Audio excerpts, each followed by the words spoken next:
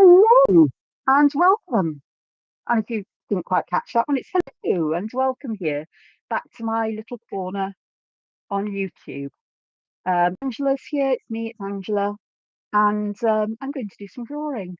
I'm going to add to this second page for my sketchbook to do with the Inktober Tangles Challenge 2025.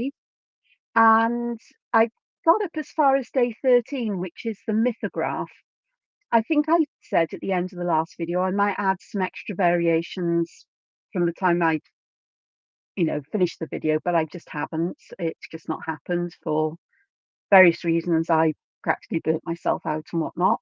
So I do want to add some white dots just to help to brighten things up a bit on the leaves. So perhaps I'll do that while I'm just catching up, perhaps just a little bit um, in the corner there, because sometimes you've just got to add white gel pen.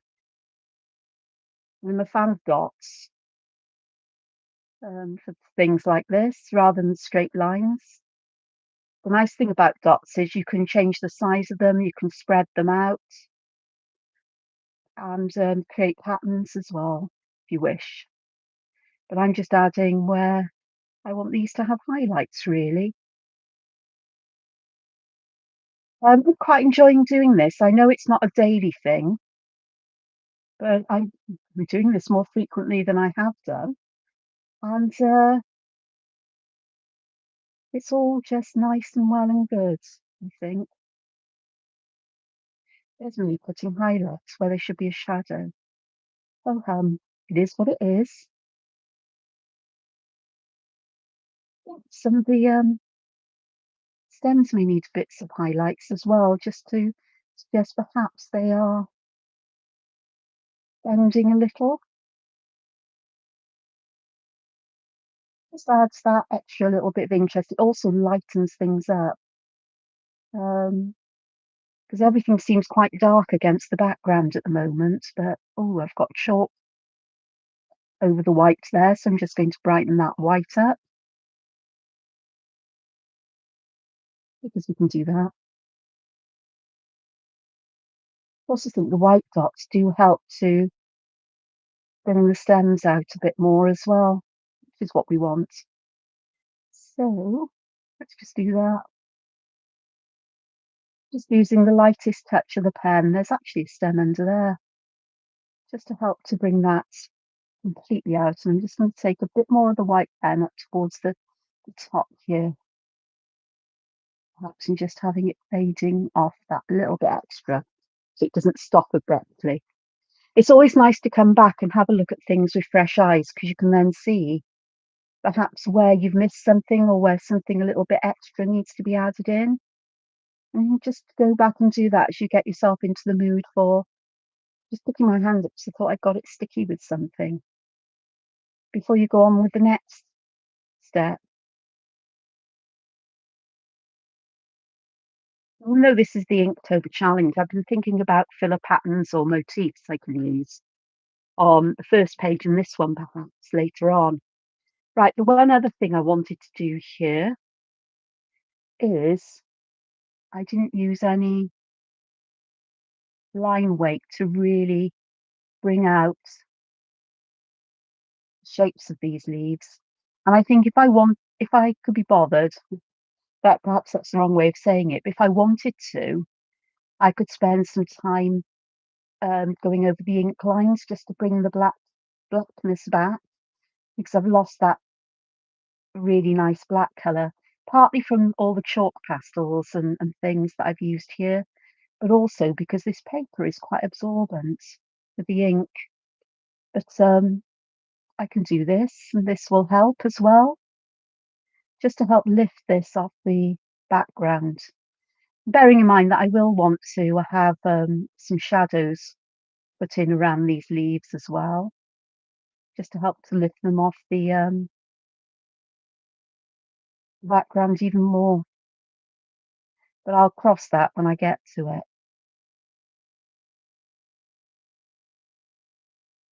And I think I need to do the same with the other lithograph. As I'm coming back here now, I remember what I did in the last video to a degree. I don't remember what I say, and I'm not going to apologise if I repeat myself, but because I can't remember what I said. Um, but I think I was beginning to get very tired mentally and had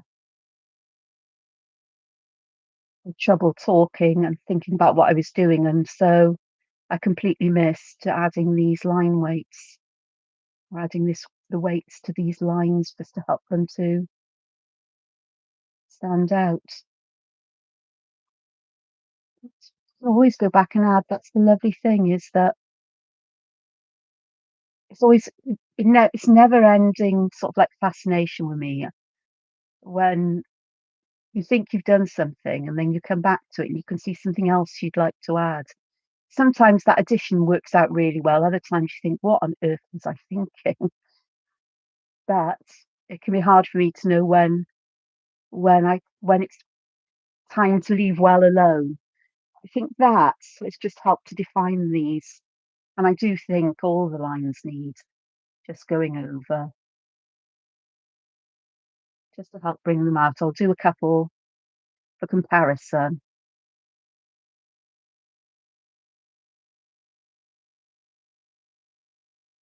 And it's something I could spend time doing.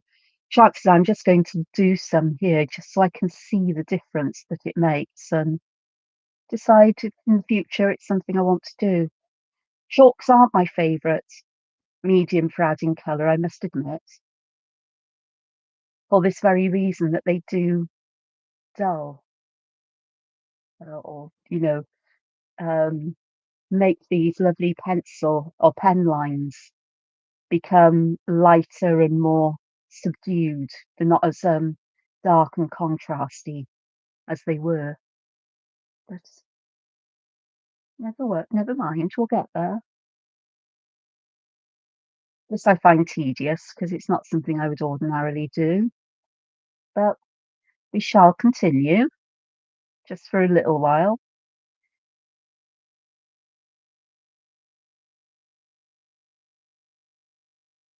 So again, it's just bringing that difference out of how different things look if we just go back over with ink. It's increasing the contrast as well.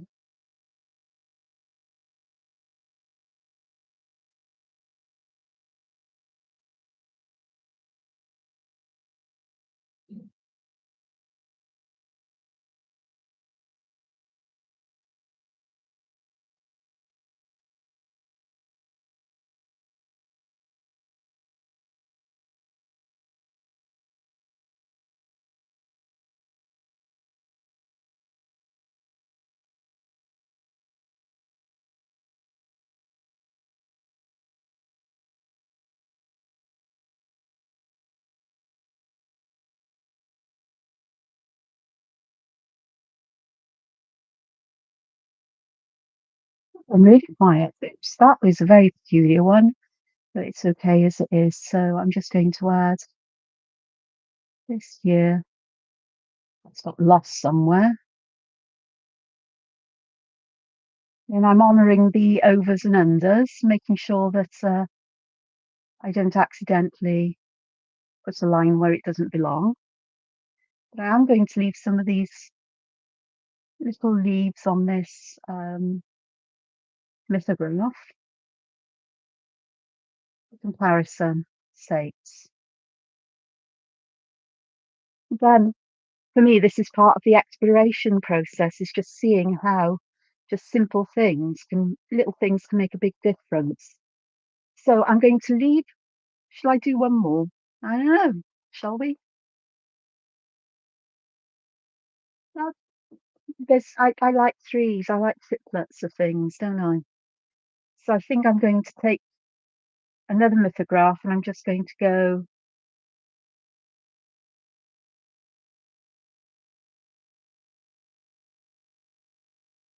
yeah, and I'm just going to put a little curly bit at the end. And then I'm going to add leaves here, but they're going to be this kind of shape.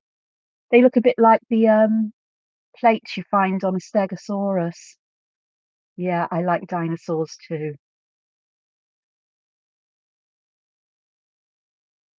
The armor plates on their spine and down their tail.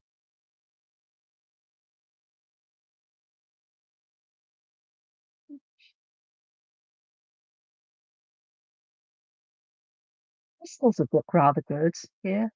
I'll come back and perhaps I'll add some crystals in a moment, but I'm just going to leave those there as they are. There's the next bit, like so. And that one's going to be coloured black.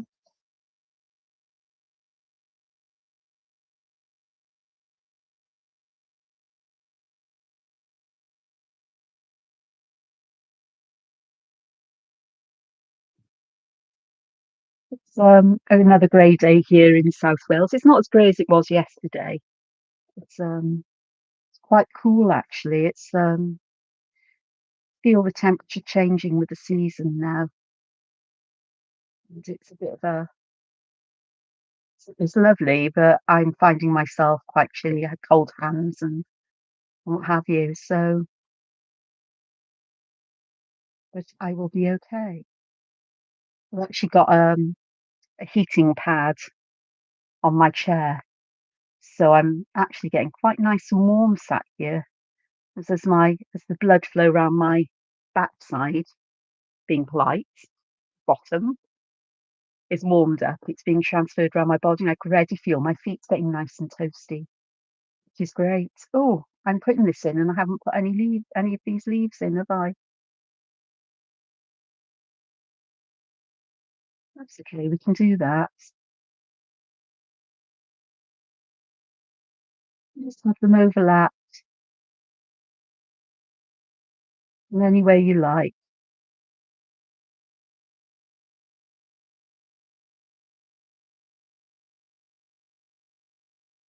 So, oh, that's quite a good group there, haven't I? So, it's another one here would do fine. Trying to make them different sizes as well as I go. So let me just carry on with the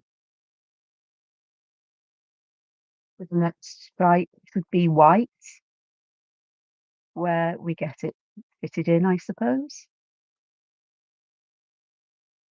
Where there are tiny little gaps, I'm just going to fill them in with black anyway. And then we can do we're going to do just one last round of leaves, just to just to bring this part to a finish, I suppose. Yeah.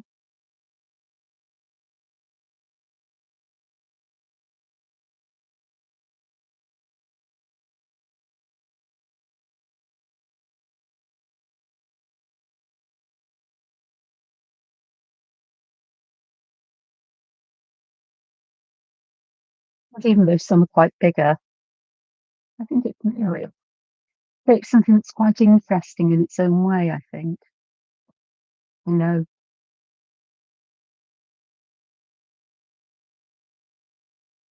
even if they're not very symmetrical, that doesn't really matter. It's not the point of the game here. Oh, excuse me. Dear, dear, dear.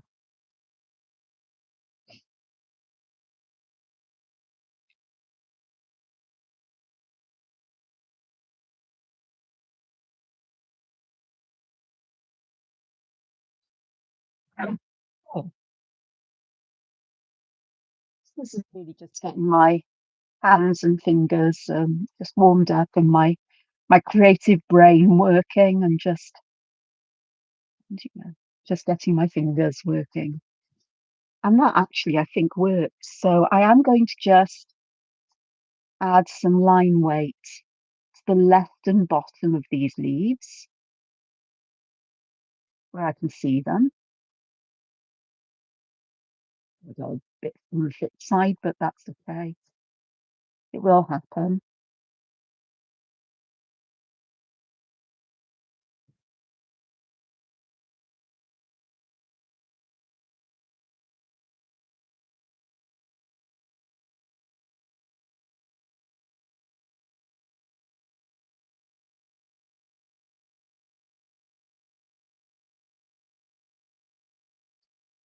So just to add that line weight, and I think instead of using chalk pastels here, I may use coloured pencils just for a bit of difference, or I may just use graphite and so I did get a graphite pencil I can use to add shading and just to compare and contrast again those different effects. In fact, let's do that because I did get a black oh there it is. Can't see it for looking. Welcome to my world. Okay. So I have a very tatty one, but I've got this here. So for this one, I think I'm just going to put some shading to the left, and I'm just going to blend that in that little bit. I'll do the same here.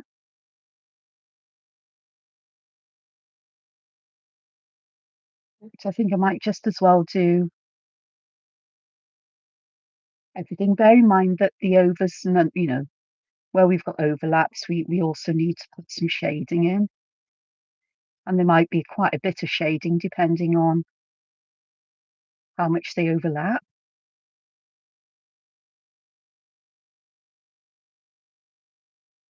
This one gets shading on both sides there, and some here. There's a lot of shading there, fair amount there.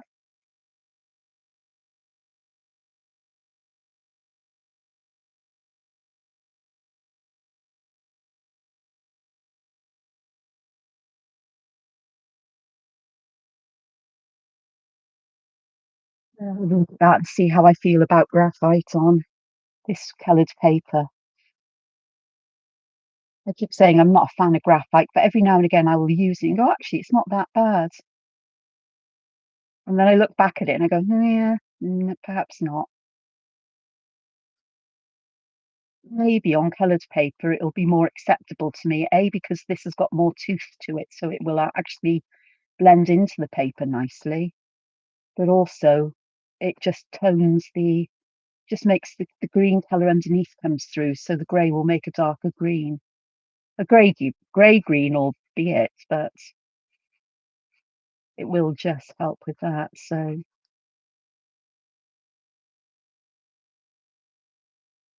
have to admit, I most probably will enjoy the colours far more.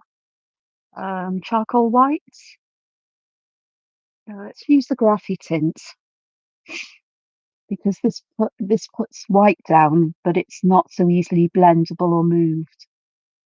But I can just blend it into the graphite as well. It's a much harder lead inside this, even though it's not made of lead.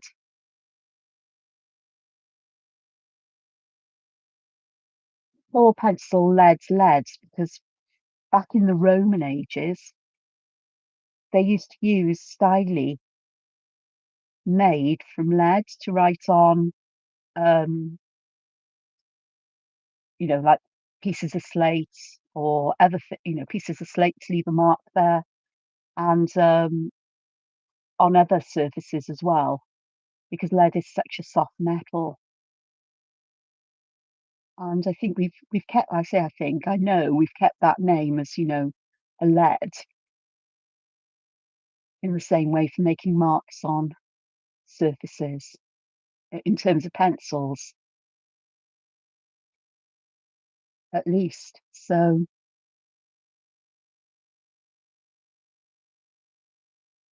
good old Romans. So the Latin name for lead was plumbum, and it still has that recognition in the periodic table of elements. where the symbol for the element lead is a big P and a little B. And it's where the word plumber comes from. And a plumb bob's used in building. It's got a lead weight on the end of a string. And if you dangle it, it will always give you a perfectly vertical line, which is useful. Now I have got my that's a white pencil. I don't want the white. Oh, that's a colour blender as well. This one. It's another charcoal white. So I'm looking for my other pencil blender. There it is. When you here. I'm just going to see what difference this makes. What I do know is it will help to fix things in place so that they don't move too much.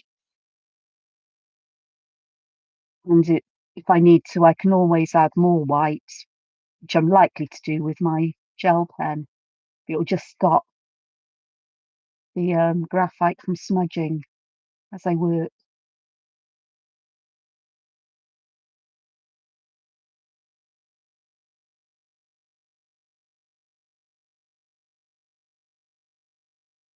As the lead in the Blackwing pencils is quite soft in its way. And it's not soft, but it leaves plenty of line down. So you get a nice dark colour without much effort, really. So that's actually not too shabby, is it? It's different. And finishing touches to this are you can go out of the way, behave. Just put the lid on that before I get ink all over myself. You go on, stay there. So I just want to put some white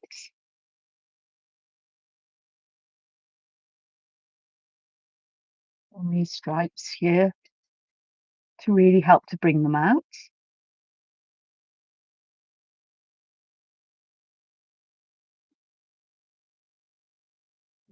This very bright white next to the more muted white of the graphy tint and the grey of charcoal. It will make the charcoal graphite will make the graphite look that little bit darker, but it will also make the white look a little bit grayer, grey greeny.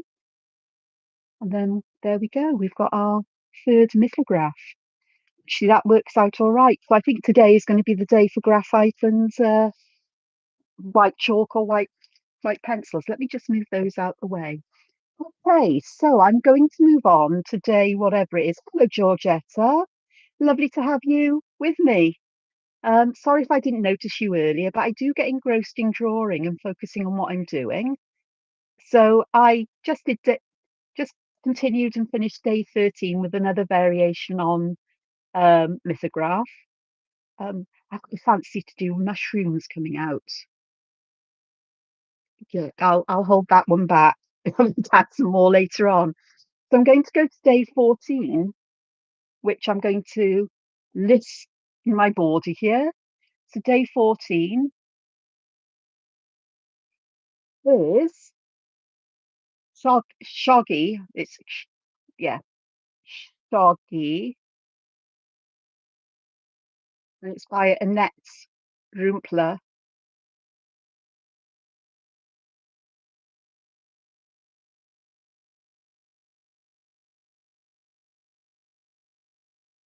It's easy too. And then I'll just use a little star there just to separate each person. Now this one is brand new to me as well. It looks a bit diva dancey. I must say. So it reminds me of diva dancey things. But I can see what she's done. Okay. Ah, that's interesting. Okay.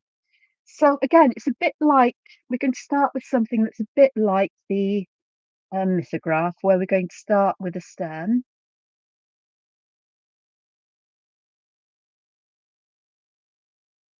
like so. And perhaps if I come back to my YouTube page, I can zoom in and put myself somewhere where you can see me. There we go. What I'm going to do. That's better, isn't it? And we start with like semicircles around the stem, like so. Then we need to complete these ends with some rounding on both sides, seems to be.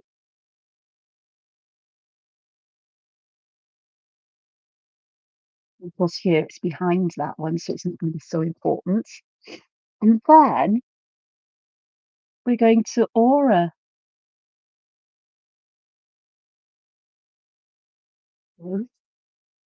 Not right the way up. I'm taking mine right the way up to the point. I want the auras to naturally get closer and closer to that line. And that's one. Okay. And then here we're going to do the same thing where we're going to add sort of semicircles around both sides.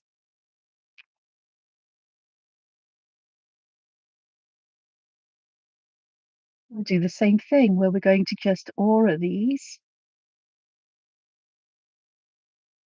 Again, I'm just going to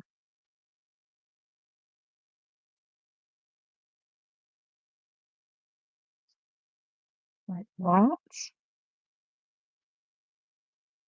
Then we add another. It wasn't so much rounded as it is. It's got a point, but it's staying as it is because that's a clue to me as to how we can add variations on this. And then we're just going to aura this again and the other side.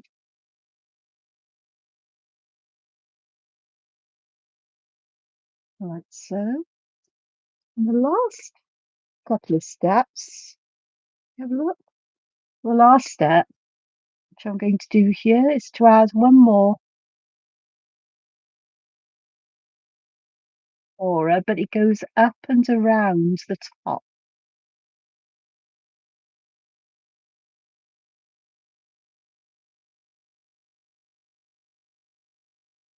Like so. I'm going to add some line weighting in places where I think there would be shadow. It's likely to be on the left-hand side there, and perhaps in places around here as well. I'm going to add some on the outside here.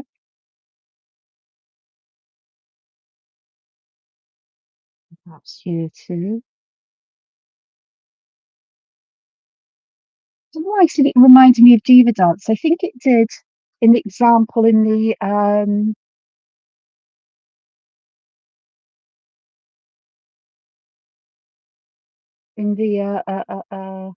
Inktober Tangles challenge booklet, the list of tangles. Yeah, because I can see how you could add some extra weight in places. So like here, where the curves are going downwards, just to bring that out, those curves out as you would in Diva Dance.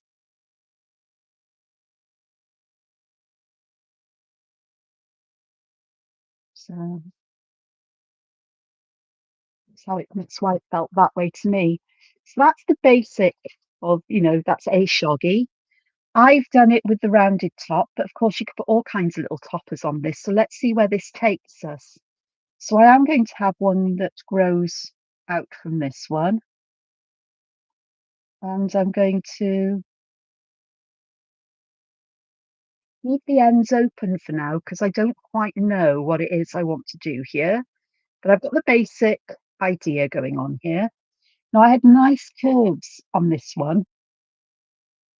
So this one perhaps I think I'll stick with these nice curves, to be honest. Even they go behind, and I am just going to add the ink in here still. And I am going to add extra ink to this line to make this line seem heavier, thicker. just so it looks like it's the whole part of this is just standing up. And then we need to aura.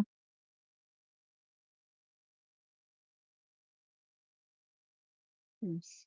And I'm going to get these auras to join up with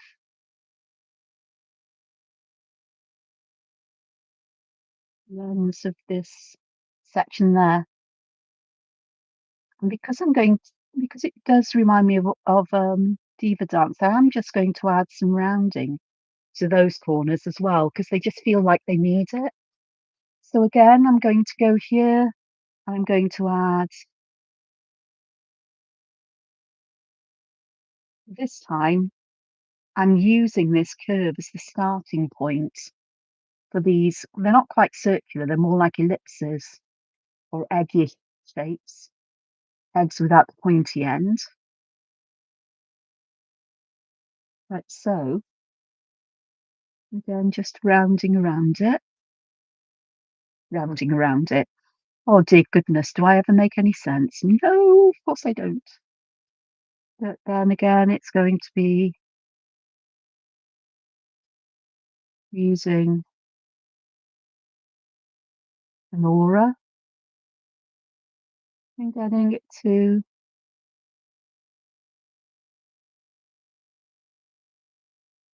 meet somewhere along there. And I'm just going to add line weighting or corner rounding to these parts here, just to get a smoother line going around without great big dips and dents.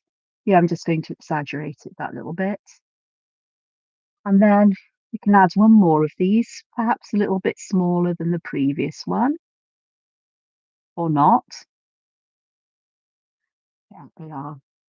And then let's just round these corners off as well again.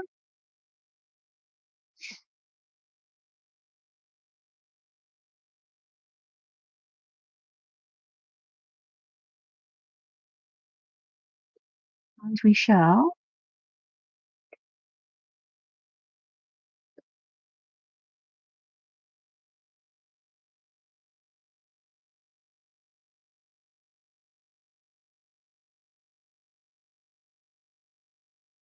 like that, and like this.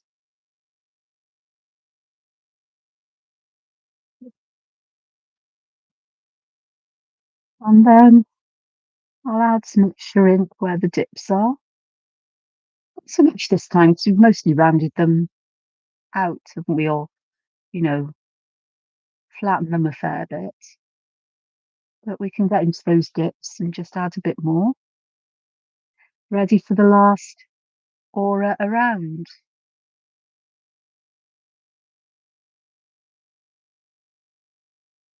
This has created a different shape kind of leaf, doesn't it?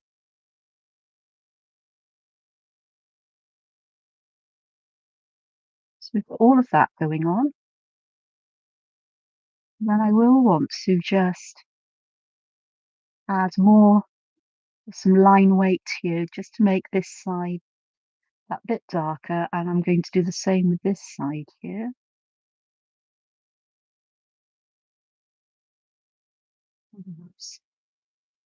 Places with this,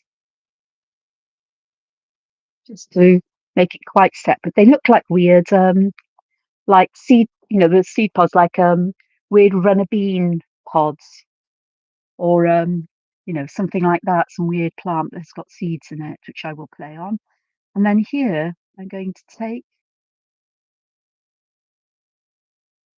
this one side here and curl it over. And then I'm going to take this side and come around and create a like circular bit in it. So I've got a different kind of ending here. And I may just put some little petals around this, simply because I can. I don't know, it just felt the right thing to do here. So I can choose to finish there, or I could take them down so they become smaller and smaller, or in this case, bigger and bigger. until they match those. So it adds a little something there. Not so sure. It seemed like a good idea at the time, but it's an idea that can be left there and perhaps worked on at a later date. Oh, hello, Rennie. 7 a.m. Oh gosh, it is 3:10 in the afternoon here in the UK at the moment. So I took the opportunity because I feel quite bright, even though my brain's not um, firing on all cylinders today still. But I just thought I'd take the opportunity to come and do some more drawing. So I'm going to have one that perhaps grows down this way. Oh, let's give it a nice big middle stem for no other reason than because I can. And also I can fit in this. It does mean I can put in a central line with some highlights as well, which is good fun. So I think instead of these rounded things, I think I'm going to do something like more like a triangular kind of shape. Rounded triangular, but still sort of triangular. So I need to aura this is my first step. Just aura this. And then, like in the first example I did, I'm not going to take these lines all the way down to the point to get them to join up. But then I can add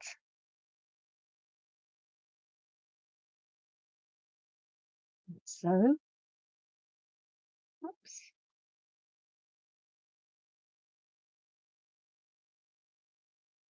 Aura these.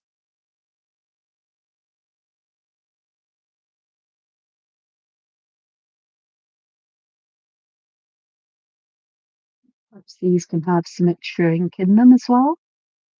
These dips. Diva Dance is one of my favourite tangles. It can be very versatile, and I think I had fun a while back, a couple of years back.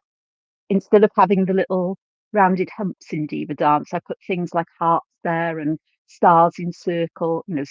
Instead of filling it in all black, putting a star in the middle or dots or what. You know, having fun with square shapes, hexagon or half hexagon shapes, things like that. It was quite fun. And just something just that little bit different. And perhaps I'll try hearts on one more, though I do like odd numbers of things, but we'll see how I get on. So I've got these pointing in a different direction to these. So if I made them long enough, you could zigzag them as well, I suppose. I suppose. I know you could.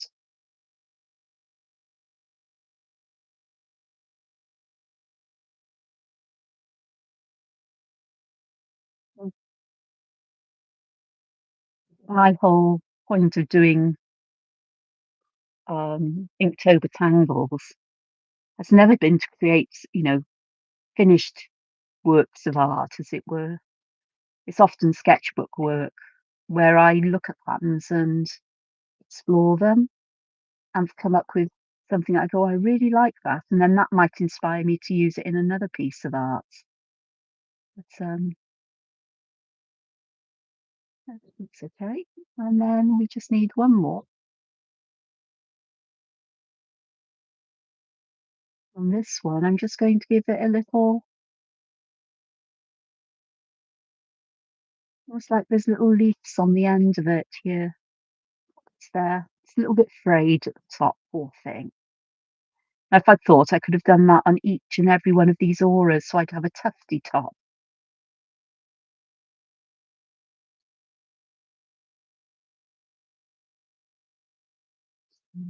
You haven't. So we've got those going on there, which is adding something interesting. If I just zoom out, it's certainly adding something interesting to this, um, to the, around the mythographs. And I would like to add another one, and I think we're going to go here.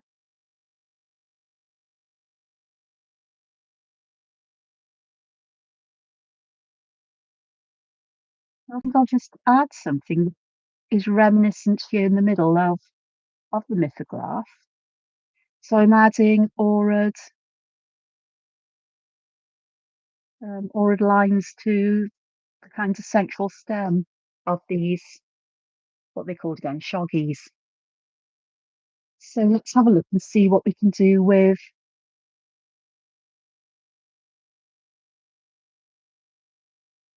heart shapes.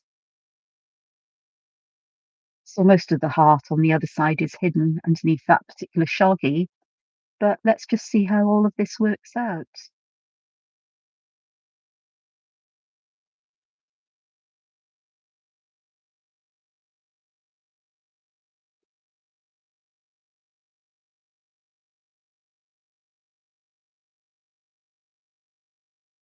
Mm, These parts, I'm just going to add ink to these corner bits just to smooth them out. I'm not forgetting that little dip in the top here, and I may just add a little bit in the heart there. Oops, that was a messy line. But I'm going to do the same with how I create the heart here. So we'll have that next one just like this. I may not have done this all that well, but you don't quite know how you'd like to organize them until you've seen an example and worked out, that's not really working for me, but perhaps if I do this another time, it might be better. So let's have a look here.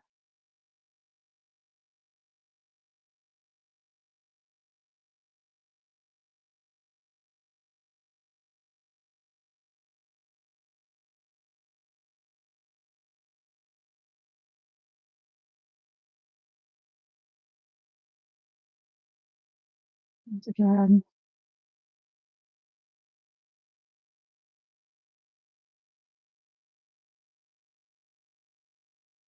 I like that with a asymmetrical heart. I drew it here a bit by accident, but I quite like how this is nestled up against the that central stem. So one more aura plus one more.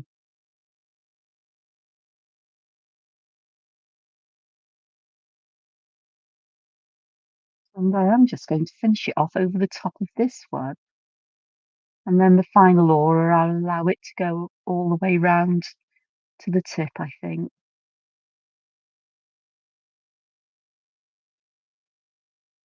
There we go. So that'll work all right.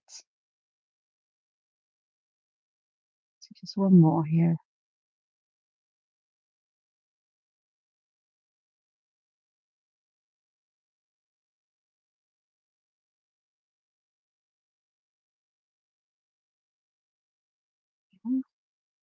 Not leaving the bottom. Just add some extra ink on the outside aura.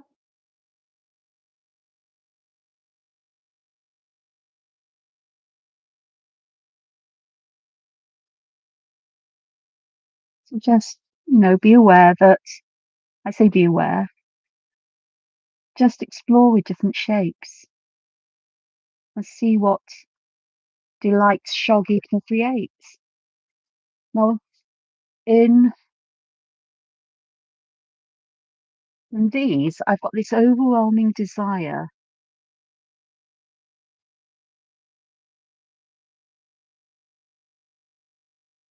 to just put some seeds in these sections.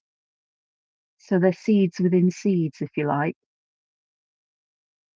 I don't know why, I just think they'll just look interesting and different, and it's that extra texture or pattern that we're adding.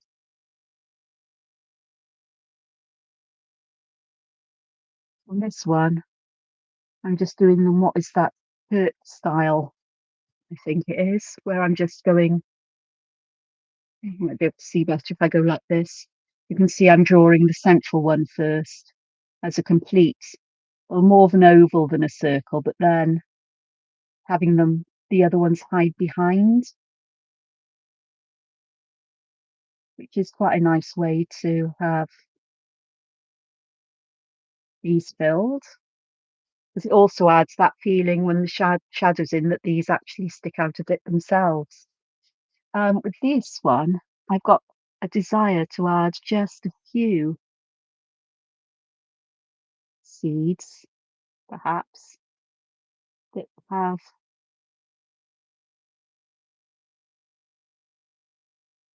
just some little ones where they just collect towards the base. It doesn't have to be all along one side.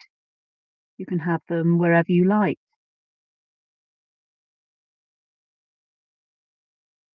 This one I'll have just a couple at the top, and then some bigger ones here at the bottom for a while.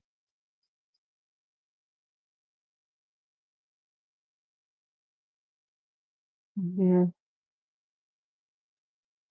nothing on the outside.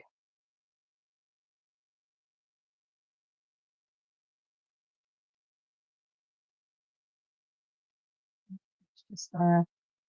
Mm.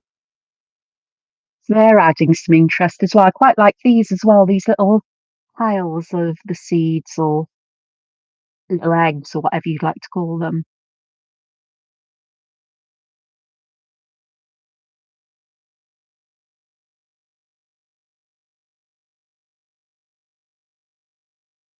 I'll just add some here.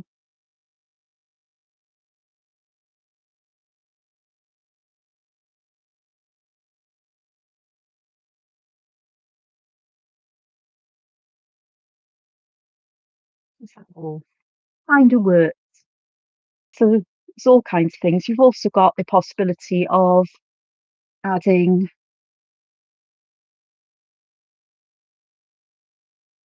vertical lines that bend, not vertical lines, but aurad lines, or line pattern, where the lines bend to denote the curvature of whatever these are. And again, highlight and shading will help to bring that dimensionality out. And you can play with the distance of the lines as well, or not worry about them.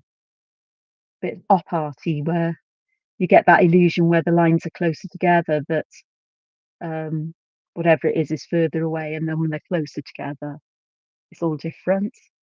And then with the hearts, I'm just going to leave the hearts as they are. I was tempted to aura a heart inside, but I think I'll just leave them as they are. And just thinking, perhaps at the top here, I might put some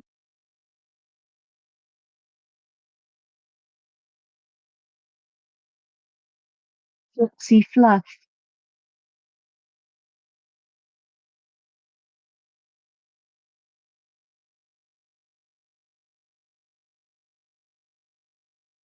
There we go. A line with a dot on the end at the centre. Just fill in the little bits of darkness there. There's little gaps here and there just to help to separate the different sections out. That is definitely fluff. Let's see fluff. And these bits even look like they're sort of like sticking out at different angles. So that is, those are my attempts at shoggy. Before I move on, I am going to add some shading because I may not do them all.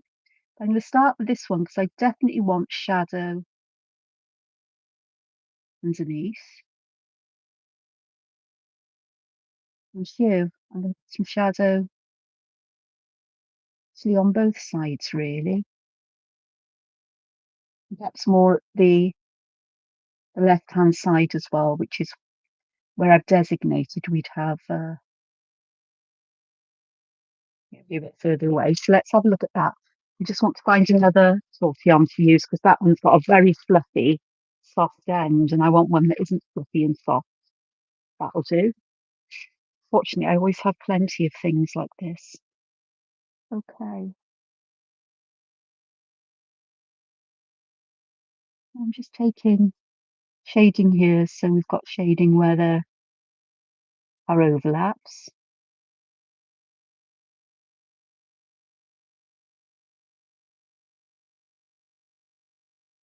Just trying to keep the graphite to where it is. I don't want to blend it out too far, otherwise we'll lose a highlight.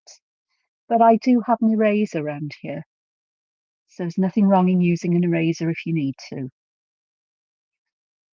Not in my opinion, anyway. I did have one that was a usable eraser, but I don't know where I put that one. Got this one. Should have a nice tip there. And then I've got my white feet ends, which will put the highlight in the middle.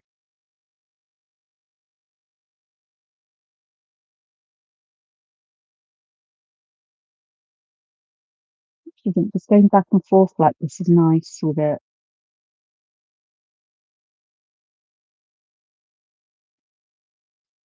So that's already putting some highlights on there. And just to top these highlights off, I'm going to put some white gel pen on the top, which is super white because it will dry opaque and white. Won't pick any of the grey or the black up or anything. And then that will add some super bits of highlights. So what about the rest? Well, I'm going to put some shading where there are dips, I think. All of that there. So let's go along here. Yeah.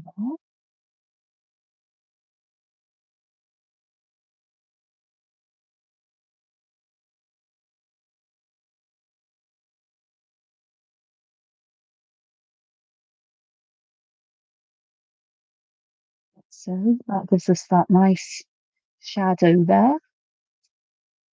Oh, we need some there and there. And here perhaps as well. I'm just using what's on the tortillon for these.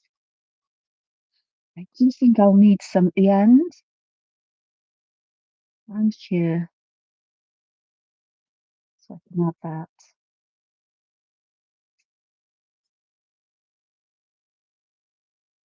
And add a bit more graphite on my tortillon. I can just go back to these little places and add those. It's just shading there. And then back to the graphy tint white.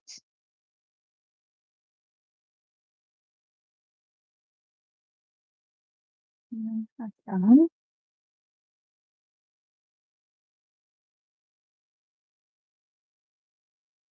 Adding some white to these where the highlights would be.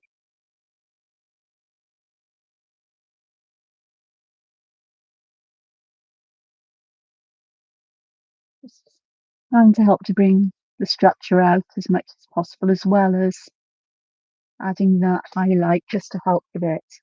So I'm sorry if I went off the screen there. That's the one that's there. I've just noticed I haven't put this on.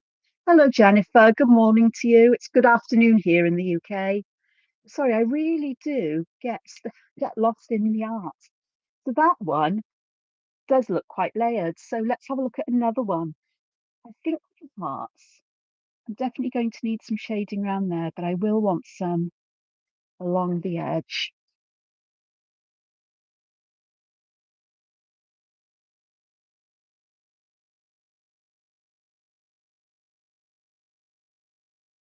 It's all going to be in shadow, really.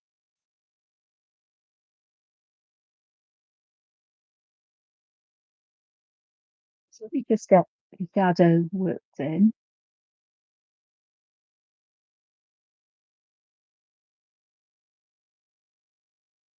I really want to make these hearts look quite rounded. Now, whether I'll manage that is a different matter, but we'll see. So I am still on the page, on the screen rather.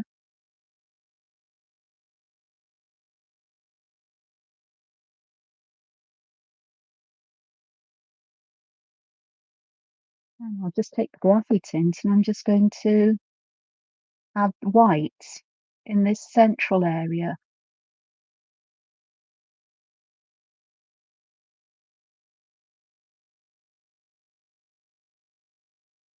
may just use a tortillon just to help to blend the graphite and this white together a little bit, just to soften the edges and blend them together a bit more than I have done on the other one. Use this because it won't harm. Just around the edges a little bit, just to soften and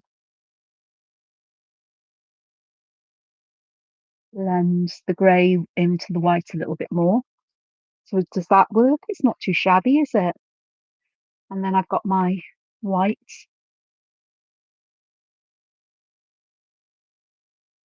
white gel pen where I can add some highlights with this, just to help bring that brightness out. I'm using dots because I like the texture that dots bring. Lines never look right, although I've got some, the gel has dried on the tip, so I'm getting little divots as well as dots, but I think that will help. That'll look quite nice. Okay, the rest of the shading, same as before. Where there's, let's go around where there's an overlap first. When I've done where the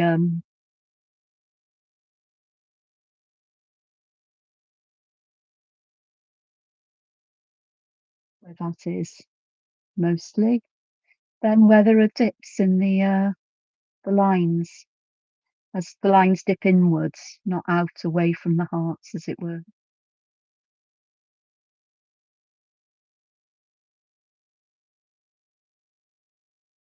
So yeah, some areas where we would have a bit more because they would be perhaps a little bit more shadowed here.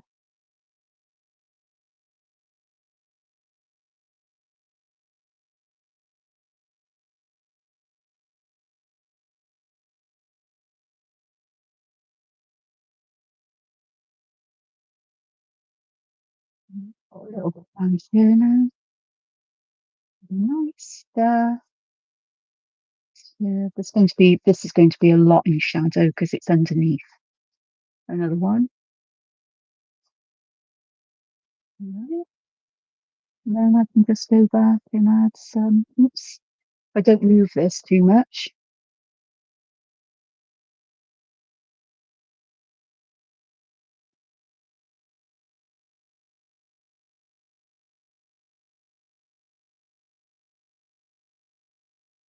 So I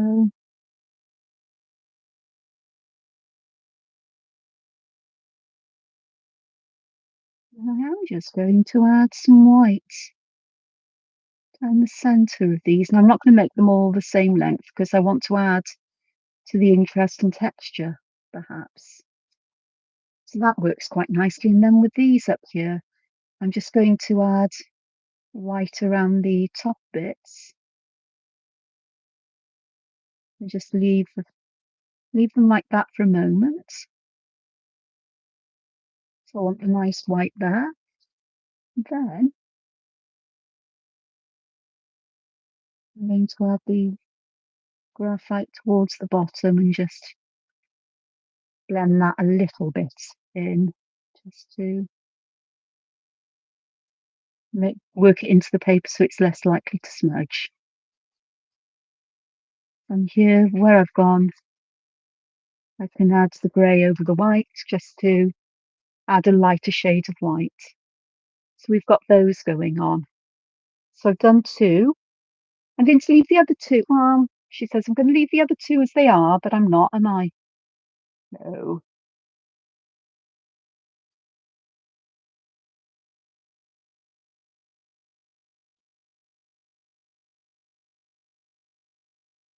I'm going to whiten the top of these, the middle top, just to give that highlight, trying to preserve the blackness of the ink lines, but I'm not going to manage to preserve that completely. And I am going to add some graphite top and bottom.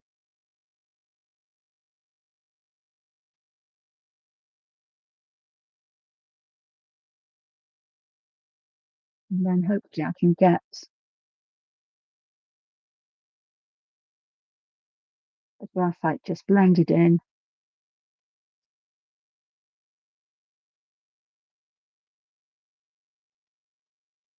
Make the white stand out that little bit more, I think, like so. Oh, sorry, I was off the camera, but there we are. So again, that's adding that kind of feeling of dimension. I am going to add some white here where this seems to bend upwards.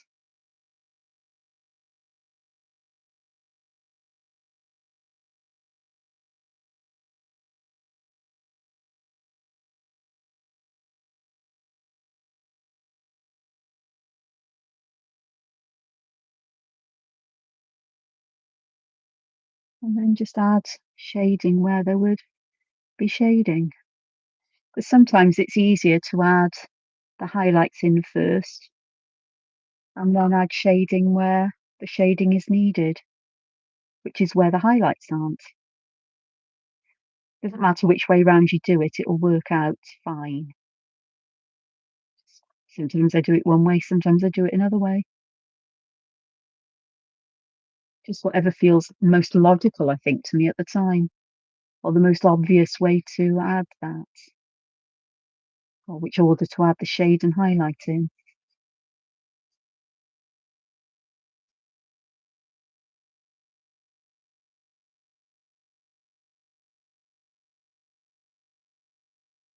So we've got that one. Oops. So those are beginning to look interesting. Actually, I don't mind the graphite and the white on the coloured paper. I think I don't like it when it's on white paper because the graphite does make the white paper look mucky, but here it just adds those tones. So I'm not so unhappy with it. Okay. I'll just do one of these inside, I think, because I do want this feeling like it is inside. And I'm not going to do these individual seeds. I just want to get that hint of shadow and then this really bright white area. I think I'll do my best. No, perhaps I'll find another one that's not as inky.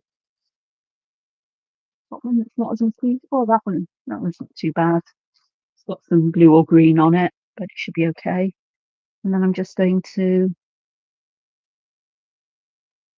burn the white in and blend the graphite into the white.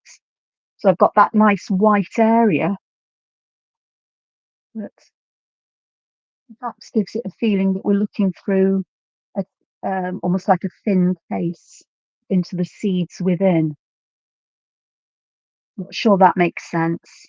If you think of something like one of the Chinese lanterns where you've got that papery skin, that papery outside skin, and inside you can see the seeds there, or honesty, that kind of feeling where you can see the seeds but not as clear as if you took them out of the paper like casing. So that would work quite nicely. So I'll do the same here, I think. Let's have a look at all of them and just put the white in first where I want it. I'm deliberately going over the black lines here because I want them feeling a little bit more ghostly, as if there is something encasing them, something translucent. Not transparent, but translucent, so you can see through a little bit. Not it's not perfectly clear like glass. It's more like frosted glass in a way. Very lightly frosted glass, but it's the kind of feeling I want for this, I think. Well, that's what we're getting. If I can make it work anyway.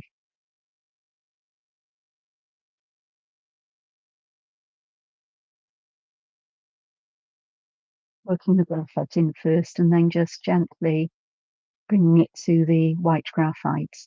And if I need to add more whites, then I can do that in a later stage, as it were. After I've done these, I can decide then. And of course, I can put little dots of white gel pen on the top just to add those brighter highlights, if you were, not all over the white, but just to add some extra highlights in as if there's a texture that is catching the light as well.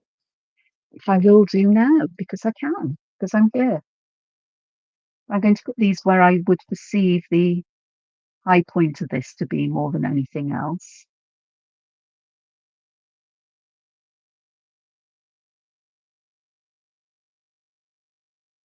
Trying to follow the shape that it would make.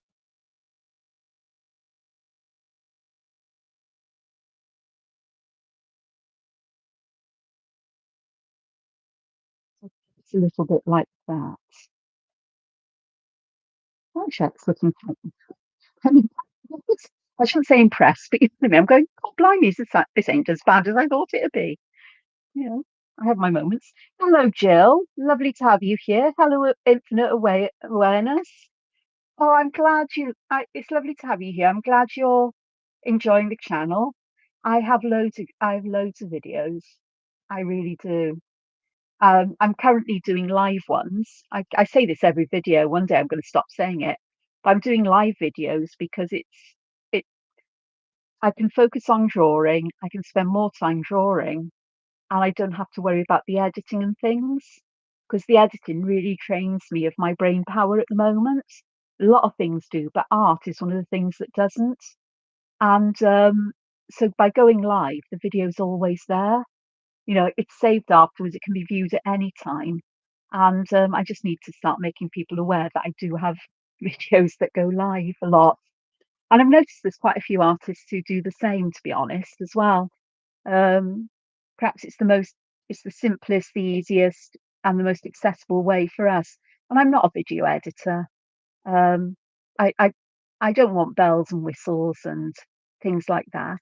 You know, in my mind is I want my art to speak for itself, as it were. Um, so that's the important thing. Is this?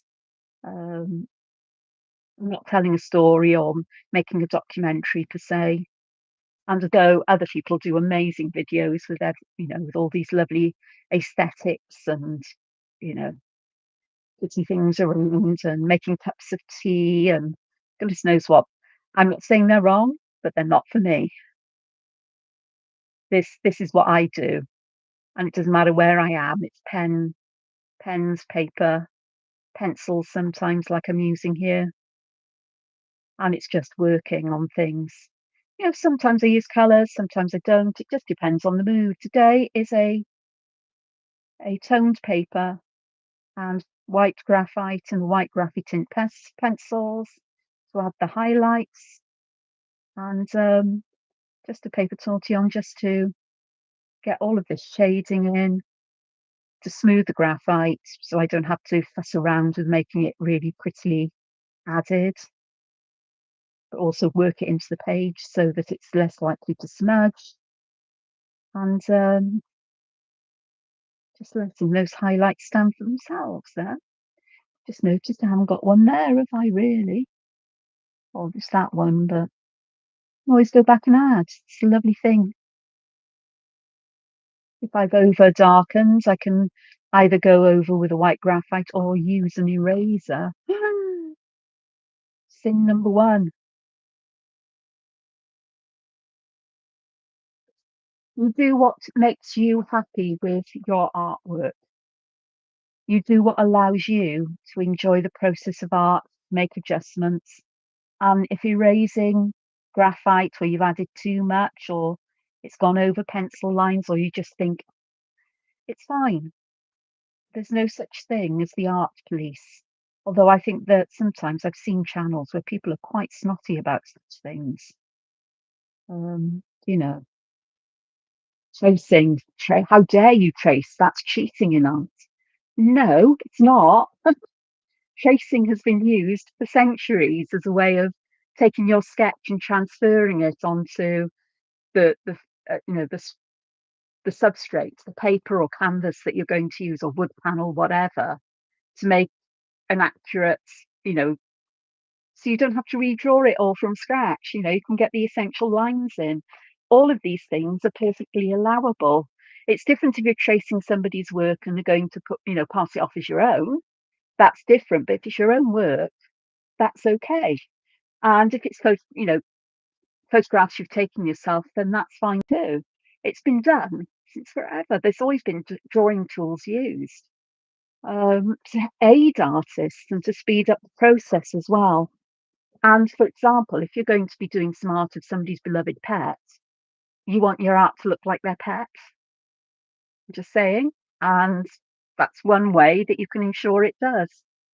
But then you put your own creative slant on it, the way you add details, add colour, the medium you work, whether you're going to turn the animal into something that's cute or whimsical or realistic or an impression of it, impression as in like watercolours where you don't see every single fur and you just know it's your cat because you know what I mean.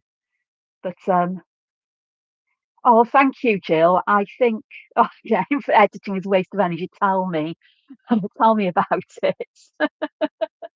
Oh, Annette, is it? I'll try and remember your name, Annette, but I'm not going to guarantee I will. Okay, so that is day 14. Oh gosh, we're on day 16 today. So let me go on to day 15. I've got an awful lot of stuff growing horizontally, defying the laws of gravity. So who says there's any gravity here? So day 15. What is day 15? Where's the Tangles list? Oh, it's Puffle.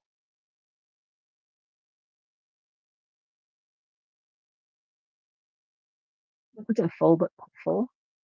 By Sandy Hunter.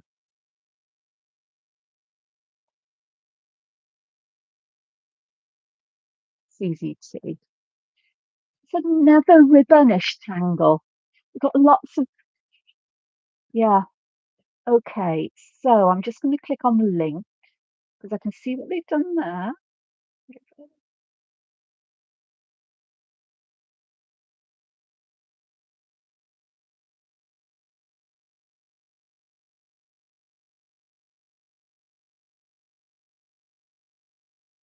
Okay, right.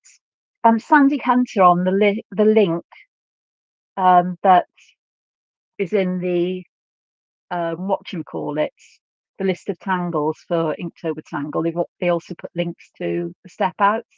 Has got variations there. But basically, I'm going to start. I'm going to start here, and I'm going to give myself a guide here, which is roughly going to be my central line. I think I might do a few of them. But you start. Let's see if I can see what I know what I've got to do. So I've got my arc here, and so I'm going to start with a teardrop shape. Then we're going to go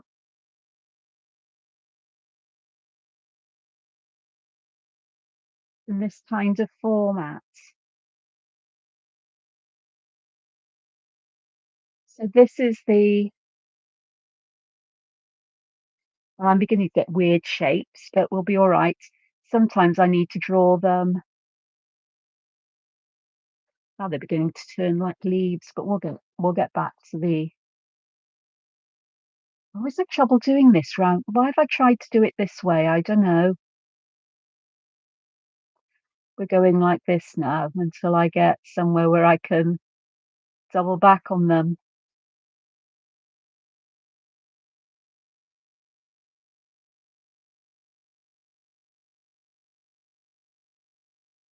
What am I doing here? I don't know. I'll just carry on like this.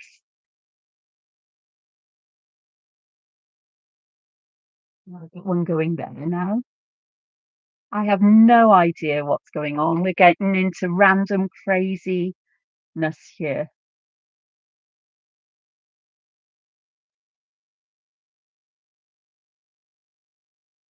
It works best in a straight line. You lost the plot. You know that, don't you? Oh gosh. It's okay. Let's see how it works out. So I'll put the central bit in. It is what it is. It just shows that, we can all mess things up. And you see, I can't get away from this now I'm doing this live either, can I? I can't decide, "Oh, I've done that wrong, I'll start again." Oh, edit something in. Getting it as it is, honest. Okay. So you get this kind of folded ribbon going into weird leaves effect in my case. Random craziness is fine, and we do it all the time. Oh, hello, Sue. I'm fine, thank you. I hope you're well and happy too. It's lovely to have you here. Just keeping an eye on the time. That's okay. It's 10 to 4 now. So, so this folded kind of ribbon shape. This bit here is good, and then going around the corner, I started to get off. But then what we're going to do inside these is we're just going to bring some auras in,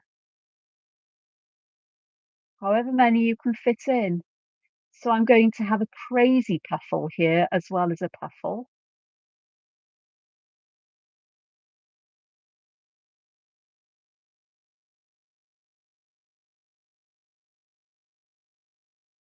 I think this has been sat on by some weird creature. Do you know that? I think it's been sat on by one of my um, inky goblins, like creepy cute characters. They're also known as inky goblins in my family. So I was drawing with my um, with one of my well my nieces, one of my niece's kids, who is one of my nieces because I'm not getting into how many greats they are because I lose track and they just all nieces and nephews, regardless of which generation they're in. And she loves to draw, and she's autistic too. And I think they're eight now, and she loves creepy cute. And so I've been over a number of times to sit with her and draw.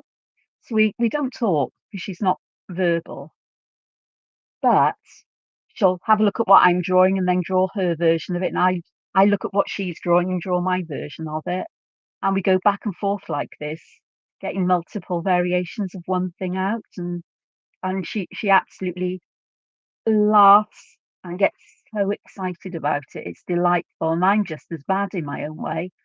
And her mum, my niece, will also will sit there chatting, trying to chat to me while I'm drawing, which can be an impossibility actually. I don't know how I manage to talk while I'm doing this. Um, and everybody gets all terribly excited about this, and she'll run off and show her dad. She'll have something to eat and play on her phone for a moment, and then come back to drawing again, whereas I carry on. And she's had some of my um, Pigma PNs because she actually draws with those without ruining them. The first time her mum was, "Oh my God, don't give her your pen, don't let." She grabbed the pen out me, "No, she can't have that. Just let's see what she does." And almost instantly, her drawing improved from the Crayola things with thick nibs, you know. And she was hard with it first, but then realised actually you need a light hand, and she worked it out for herself. So I haven't seen her for a while. She doesn't. That looks like it's anti-dot or something like that. I've seen another pattern like this, but it's this ruffledy, cruffledy puffle that it is, but it's gone a bit random in the middle. But that's okay. I will come back to some variations. I'm just going to add, actually, rather than that, I'm going to add some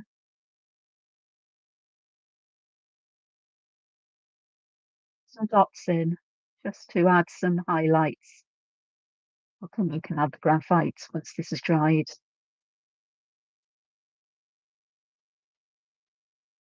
One thing I love toned paper for is using light and shadow to create on it.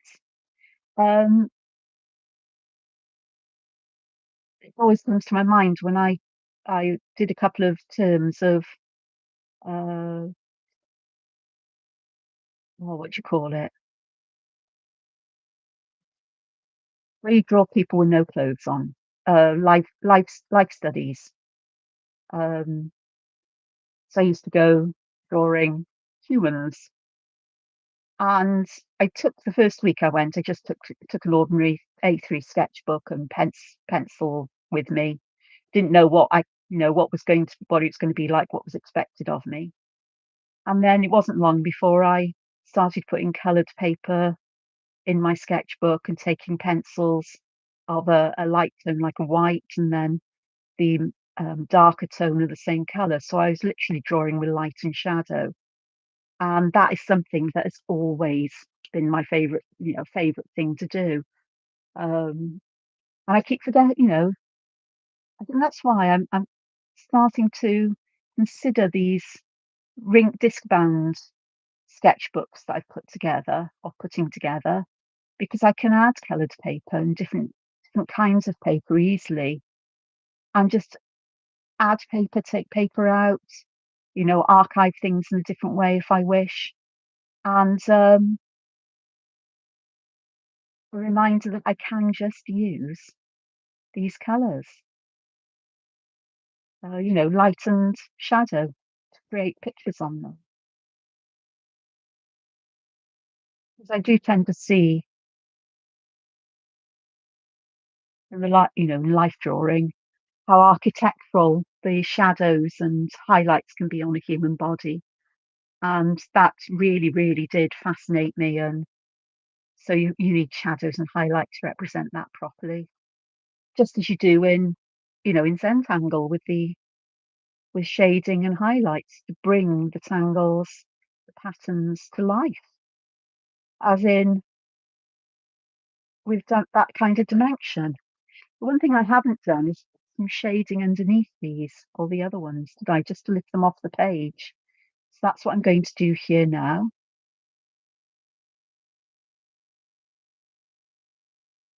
This really needs it.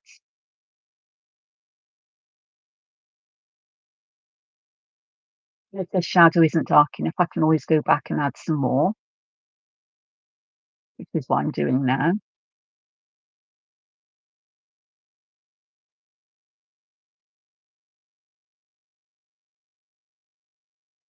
And let's have a look at this. So it's a matter of trying to work this in without getting it inside the little puffly things. Did you know that baby puffins are called pufflings, which is delightful? Pufflings.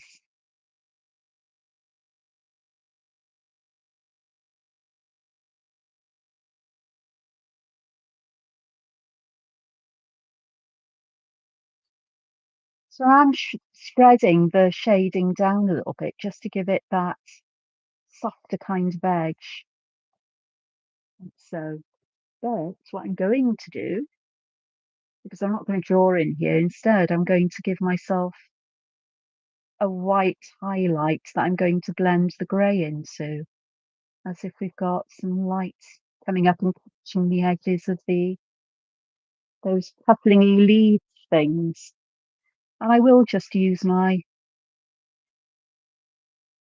graphite tortillon for now, because I do want that edge to become greyish and perhaps the whites to be less white. But it will just kind of blend in, not perfectly because I haven't added the colour perfectly. We've certainly got some grey there, and then I can just add in some more white where I want it brighter. That's just there.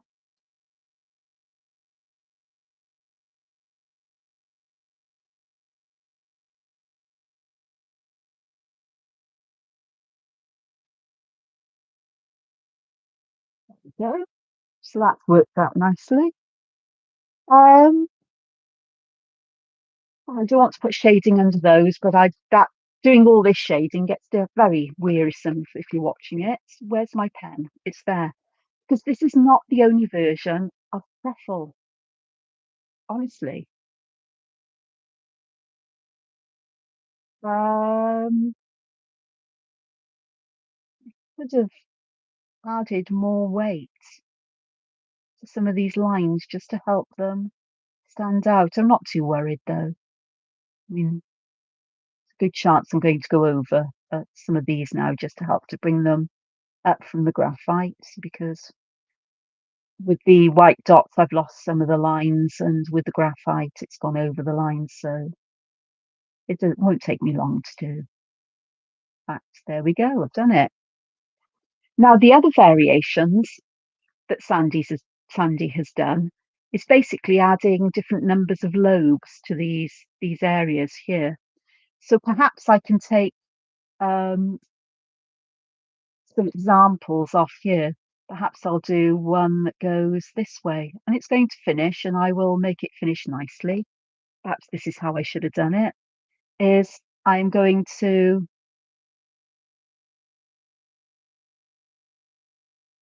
create a heart, half a heart there, but heart on one side. Whoops, with my pen, I've scribbled over it.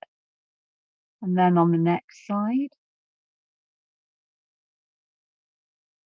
and so on. That's better. If I draw the channel in that I want these to be in, I can make sure that I'm getting things spaced as easily as I would like to. And then here, as I'm going to finish it here, I'm going to add a little kind of flourish, perhaps, with a little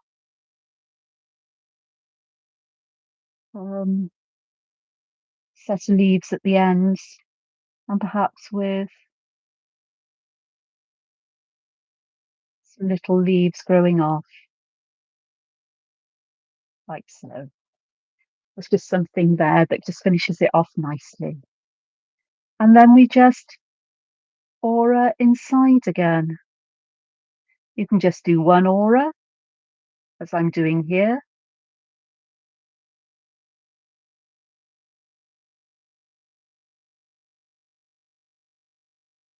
For the moment anyway. Perhaps I'll just do one aura anyway. If you've got space, you could add more. But what I'm going to do instead of an aura is I'm going to draw a tiny heart at the base.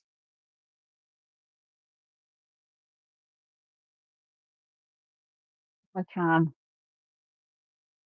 Should be able to.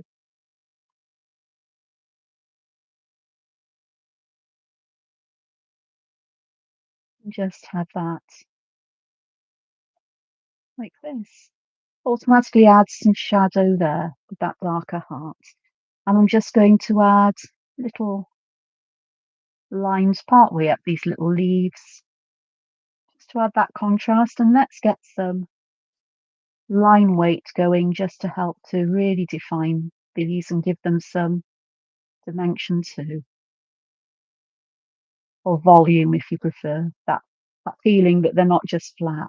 And I'm going to do the same here, concentrating on the left and the bottom. So any part that is facing towards the left will get some shadow, as will any part that's on the bottom.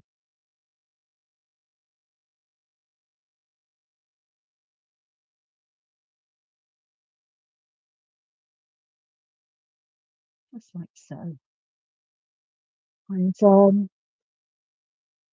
highlights.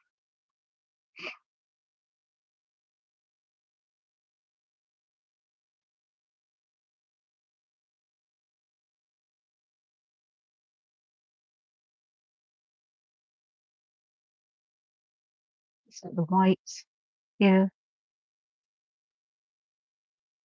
Pufflings. Sorry, my mind's now on pufflings. You do know there is no hope here when my mind goes to strange things.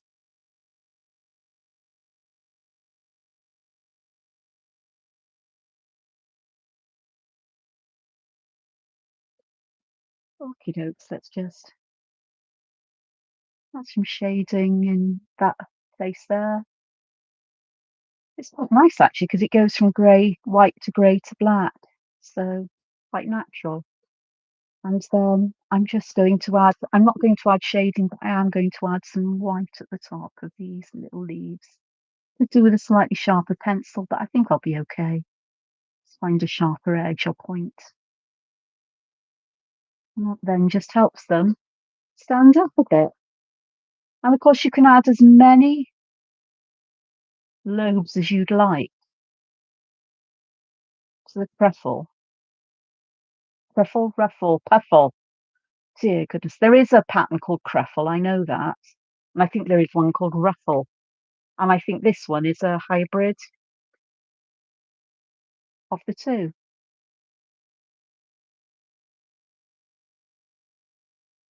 Ruffle's actually a really nice pattern, and I might just put one in here because I can.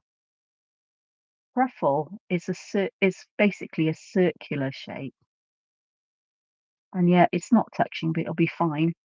And then what you do is you draw an S shape in the middle, and you create something that looks a bit like a yin and a yang. So if I can come in, and then you aura inside these. So I'm only going to do one aura and um, like a line with a bead on the end, and you get these lovely shapes that go.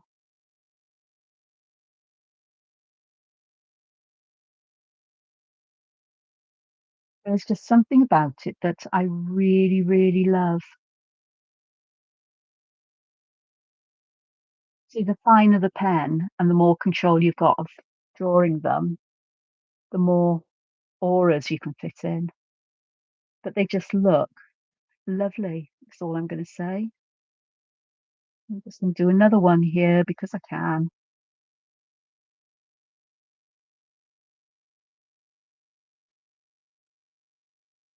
So three, and now I'm just going to do one aura, and they are just lovely. There's just something about them that makes me smile. Always has done. This might have been one of the very first patterns I saw. Really like that, and I don't use it much in my work anymore, which is a shame because it's a nice way to fill spaces in with collections of these. They remind me of yin yang symbols. Um, they're not quite as well. But so I'm just going to get some white in here before I go to town with some graphite. So that's one of the patterns that contributes to Preffel. No, whatever this is called, Puffle. Oh, I have no idea. Yeah, I'm losing the plot, which I do frequently.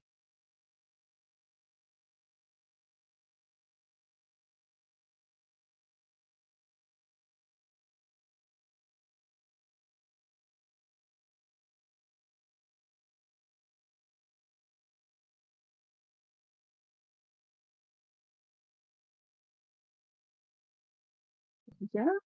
So we've got this, and I will just smooth the white or blend the white into the grey just a little bit more, just to blend those edges in. So I've got cruffles now, not truffles. I'm not, these are cruffles, that's a truffle. I also need shadow underneath these just to help to, again, give them that feeling that they are dimensional and they're basically floating on top of the paper, because these are lighter than air. Faster balloon. So that was an unexpected direction, wasn't it? So let's try another pruffle. And perhaps I could have one going, not pruffle, puffle. Oh, there's challenging. Gets wider. So I'm going to try, and I'm going to start here where I'm going to go 1, 2, 3, 1, 2, 3, 1, 2, 3, 1, 2, 3, 1, 2, 3, 1, 2, 3, 2, 3. And then we've got this one that can come around, and I'm just going to turn it into a nice curly tail. And then this one would be 1, 2, and we're done. And again, it's all about the aura.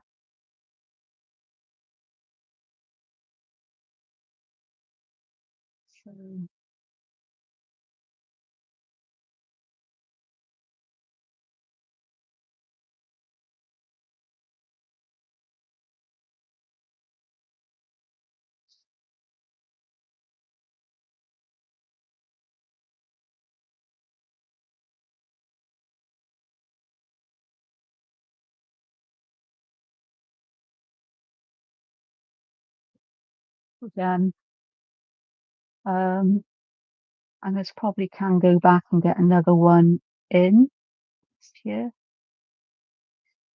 Not the easiest shapes to aura, but you can draw smaller and smaller versions of them. And if you can't get 3 lobes into, like that one will do, honestly. Oh, and this one there. Of course, if you use a smaller pen, you can get more of the cruffly bits in. So I'm going to add my shading, this time right at the base of these heart shapes,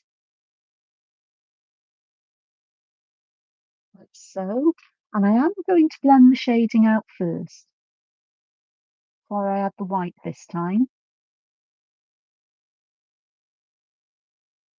I want to keep that bit at the bottom really nice and dark. Let's blend the shade out that little bit.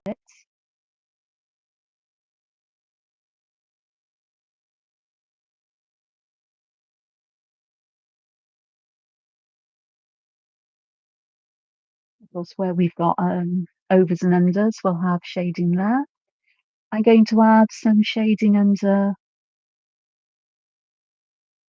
here again. Try not to get it in the hearty bits, Angela. And I'm also going to add shading around this bottom and left. And I could do the same at the top, but I'm not going to get too fussy here. Famous last words, probably.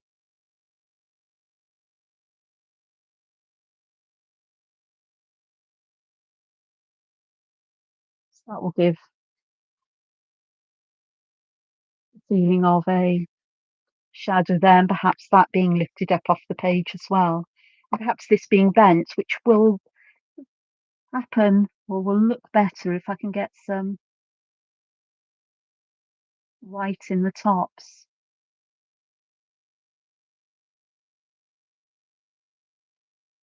Okay.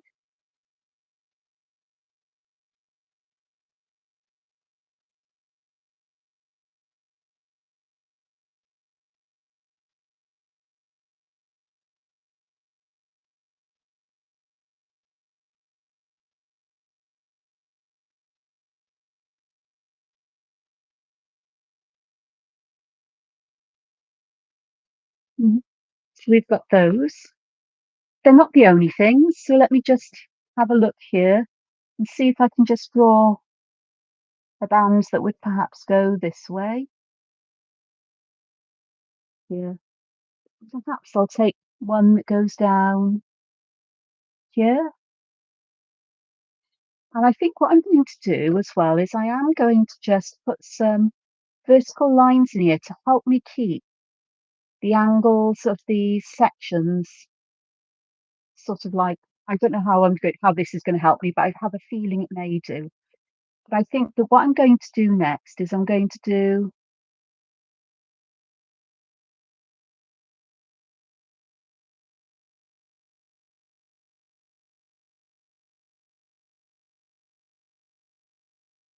just triangle shapes more than anything else, which is, I think, the simplest form that you can have because you haven't got a lobe of any kind. Let's see if we can jazz this up, is it a bit?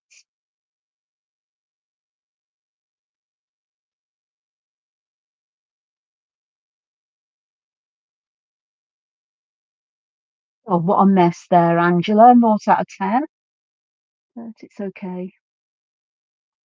So we've got that there, which is really like a folded ribbon. And then I'm going to just,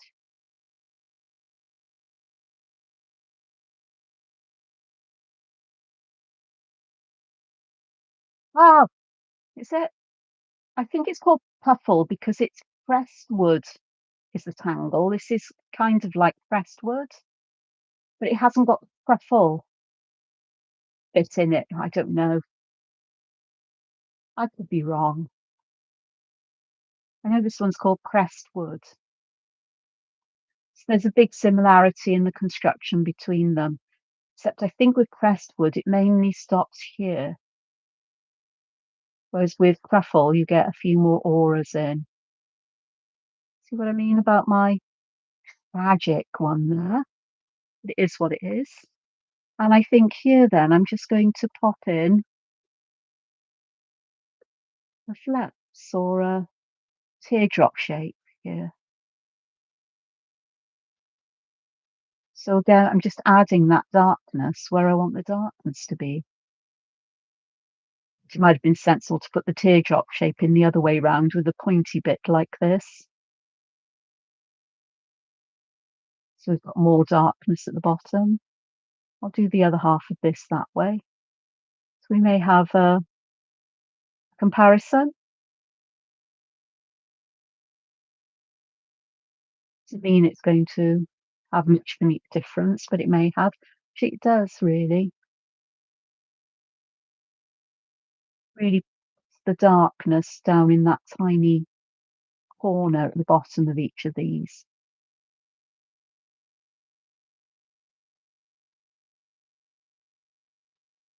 See how to do that. So just that there.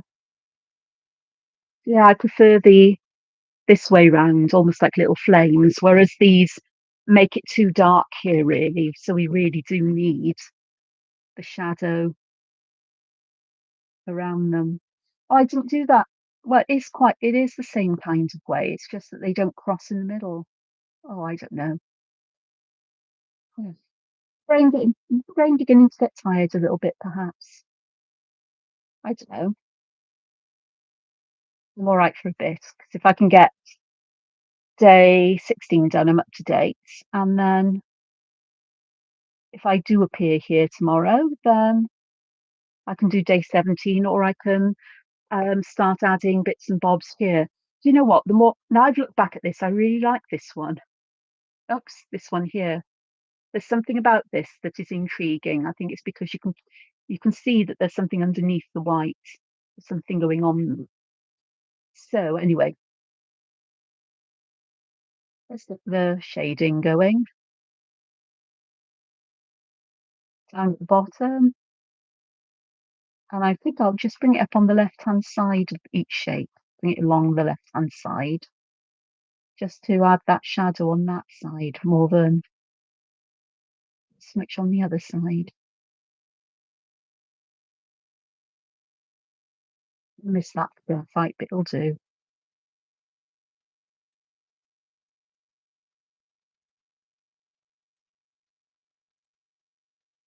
Like that.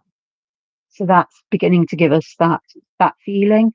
Then I think I'm going to use my white gel pen for the outsides of these because I think I'm just going to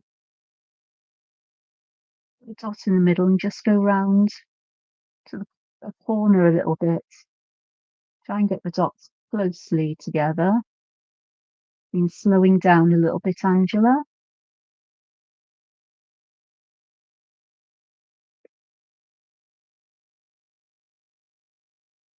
I'm using quite a light hand with the gel pen here because if you press on them too hard, they can let too much ink out, or you can find and slowing down means you get the dots more. You're more likely to get the dots where you want them to be. And I just think this will give that real bright highlight here.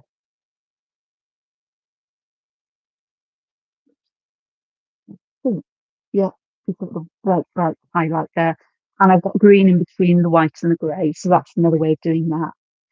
So I've got some of that going. Oh, let's just zoom out so you can see the whole of it. Okay. And this is where we are at the moment with all of this.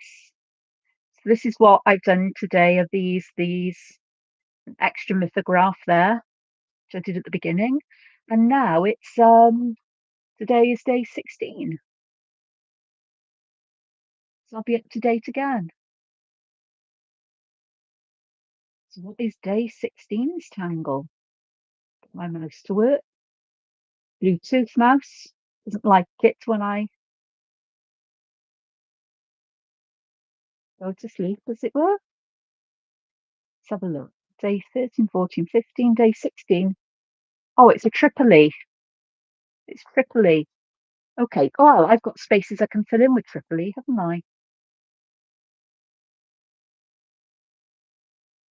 Why am I doing this in capital letters? Perhaps because I'm going around the corner.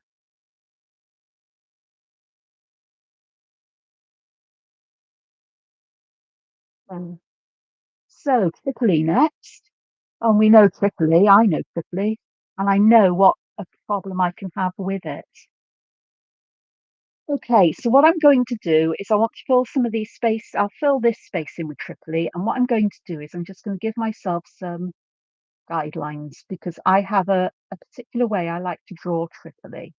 Okay. And it involves the use of guidelines. And it works every time for me if I want something organized. So I'm going to draw a triangle between these guidelines. I don't want the point to touch the pencil line or the bottom of the triangle. And then I'm going to draw another triangle next door to it. Again, not touching the pencil lines. And I'm just going to go along this particular line, drawing my Tripoli. If I try to draw Tripoli in a round, I end up with something that I can't follow what I've done. It's just the way my brain doesn't construct things that way. But I can do them this way. And if I wanted more curved lines or whatever, then I can do that. That's not a problem. This just helps me set out the base for the pattern. So if I zoom in, you might see this better. And if you struggle with Tripoli, this like I do, then this might be the way that you do it. So the next row, I'm going to draw a parallel line to the base of this triangle and draw the point. I'm going to draw a parallel line to the base of this triangle, draw a point. Here again, draw a point. Here, down.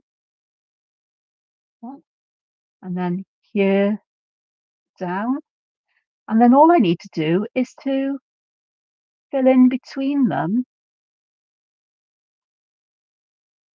with the triangles that have their points up in this case. It's different when you work upwards, but you'll see.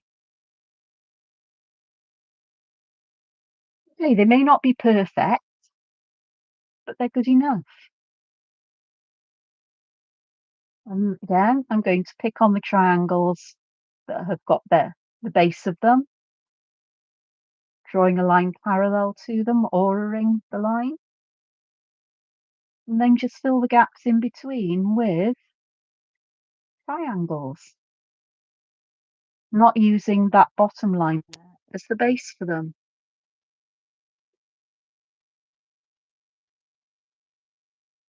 Right. Then here, I'm going to again use the ba base of a triangle rather than its point. Here and here. That's going to go underneath, as is that. And then I can just draw triangles in between. Let's see. And there I've got Tripoli, which I think works nicely. It's just how I do things. It makes sense to me. It's a repetition in a different kind of way. And then, of course, I'm going to I want to do something to these to create a pattern. And with these, I'm going to look for my I think I'm just going to put a circle in the middle. I don't want to overly complicate this. But I'm going to put a circle in the middle-ish of each of these. And yes, I'm gumming my pen up. Always a reason why I have edges on paper. Yeah, there we go. And I can just go along and add these to the centers. And the centers will zigzag because the sort of like, yeah,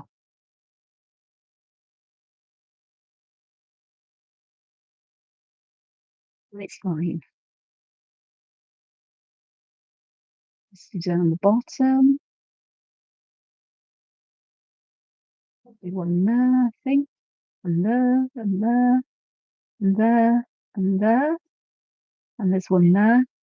Then what I'm going to do is I am going to join these to the edges like this.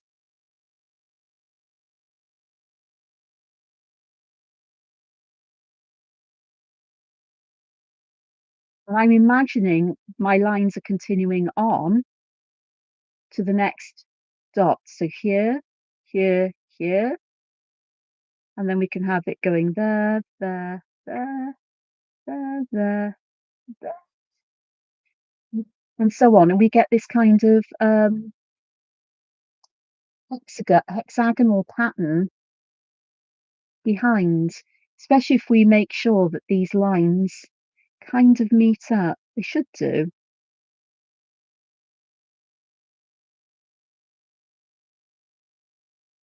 Maybe not a perfect hexagon, but they'll be good enough.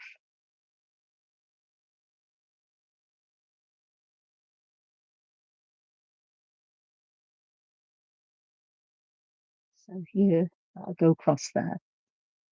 So it sort of like creates that a mesh behind it all, which is quite fun, in my opinion. Oops, be right now. Some strange things going on here, but it'll be fine.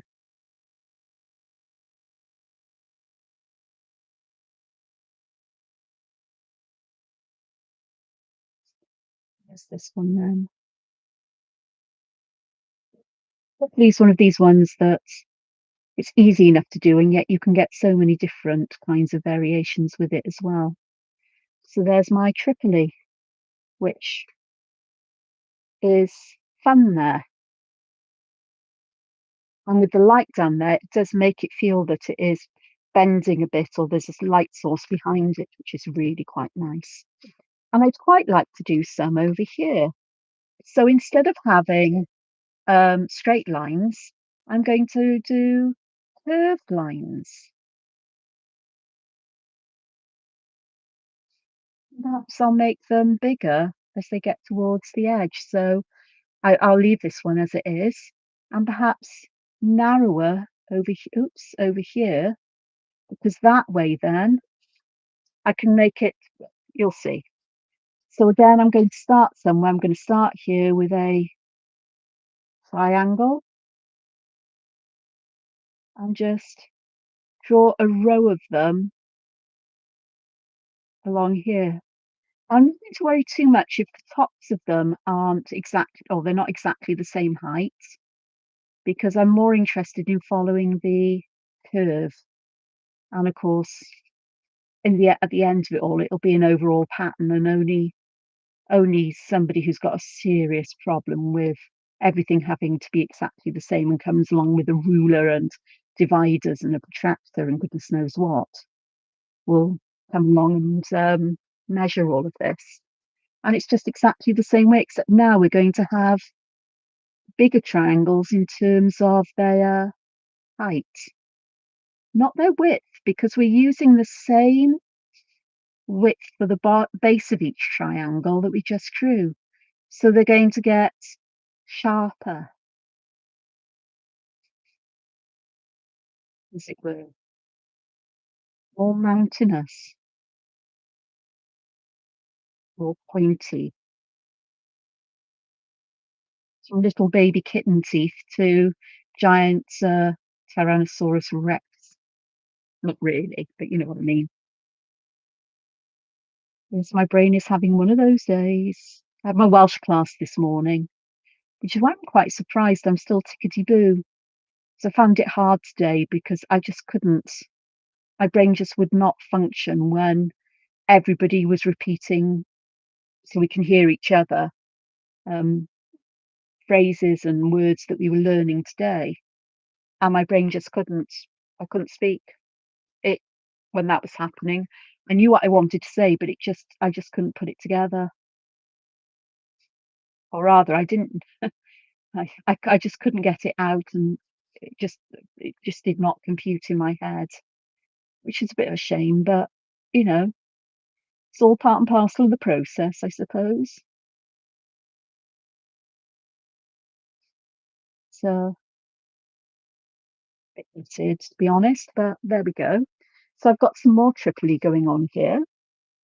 Now, I could do an up, down, up. So here, somewhere here, we're going to have this down. I'm not going to necessarily make them all match up. I could do if I wanted to, but life is too short to draw more pencil lines in. I'm just continuing with the Tripoli here, and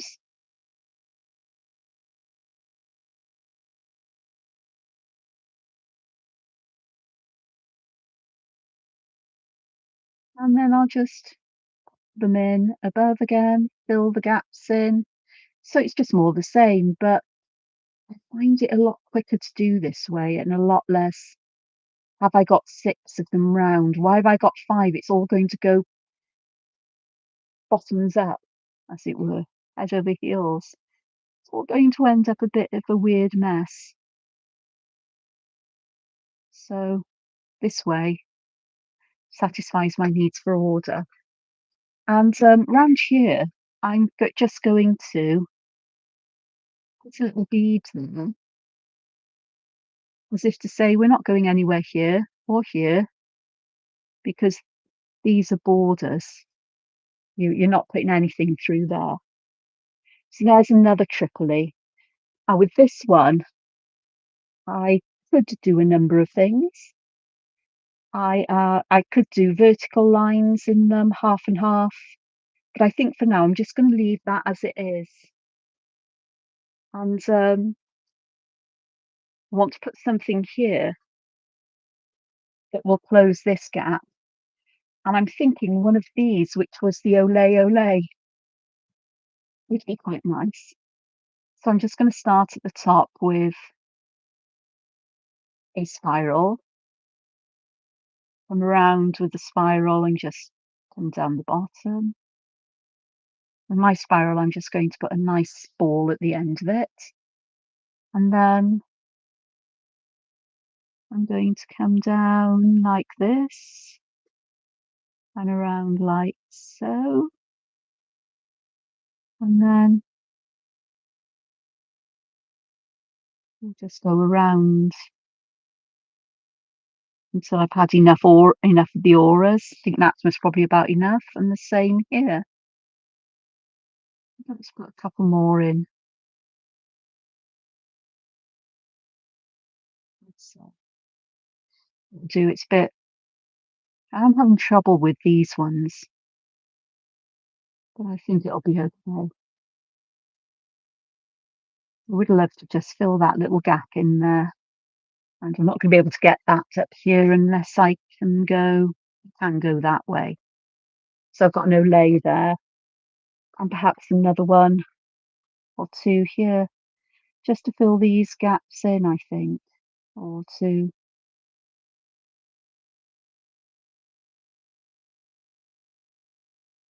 seal off some space. So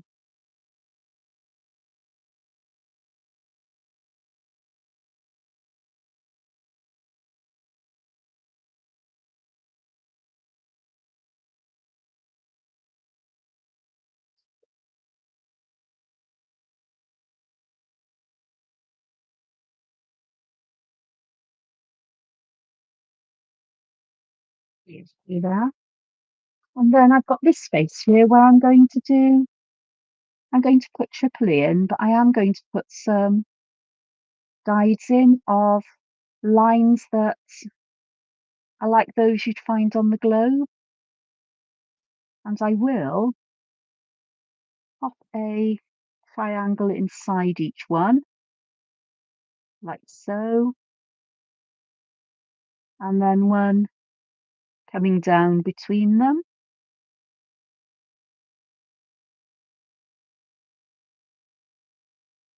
Same way, but bearing in mind the shape, the size of the square that you go down to that square, and perhaps they have to be shorter and wider or taller and thinner. I do need something here, don't I? So that would be all right there, I think.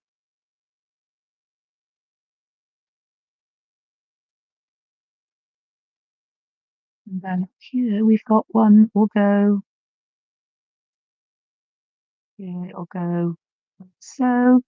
And then I've got one there and one here. So we've got a bit more of that pattern up there. So all bonkers, naturally. And then I think we'll have one starts here.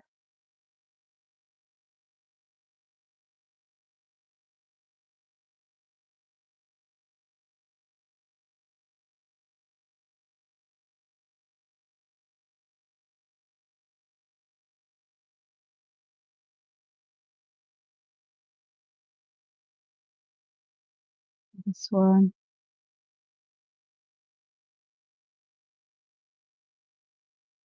So, and leave those as they are for now. Been a fair amount today. I'm sorry if I was off the screen, if I did those. I try to remember to look, but I forget. And so this is where I'm going to leave it for today. I'm not sure what I'm going to do here. I'm likely just to add same. Actually, I can do that. I said I was going to leave it, but let's just add the same kind of shading as I did.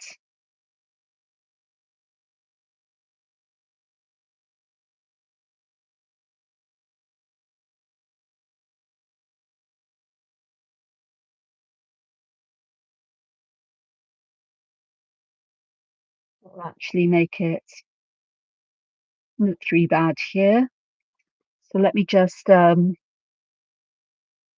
work the white in, soften that before I add the graphite,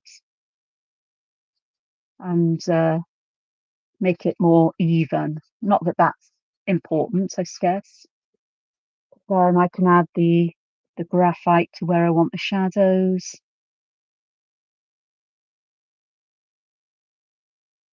And just then blend this into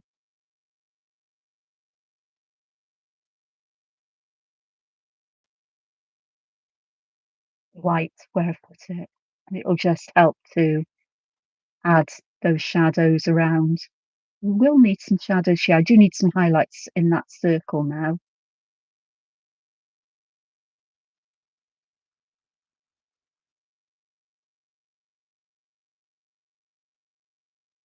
So let's start at the top.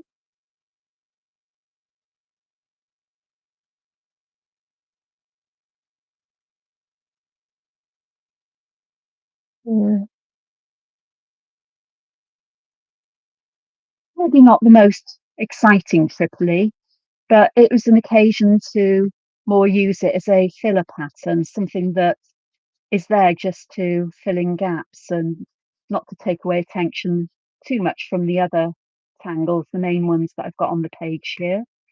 But